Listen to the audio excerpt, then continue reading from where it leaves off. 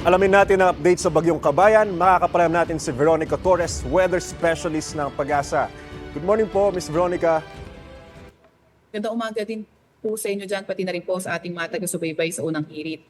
Lumalakas pa lalo si Kabayan, tsaka aabot ba ng typhoon o super typhoon category itong si Bagyong Kabayan po? Yung base sa ating latest analysis, na maintain lang itong si Kabayan yung kanyang lakas. And based sa ating latest track forecast, nakikita nga natin na medyo may kababaan pa yung chance na maging typhoon o super typhoon level itong si Kabayan. Yung pinakamataas niya ngayon, tropical storm category pa rin po.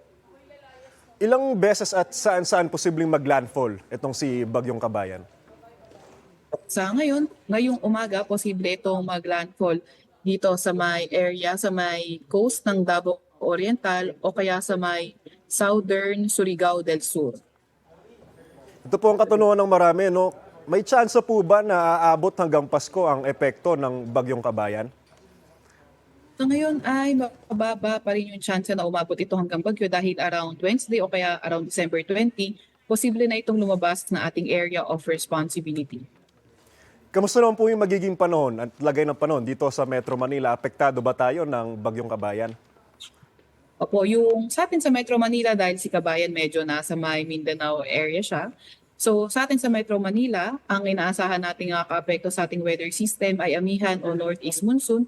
So asahan natin partly cloudy to cloudy skies, yung mga tsansa ng mga may hinang pag-ulan po yung posible. Maraming salamat, Veronica Torres, weather specialist ng Pag-asa.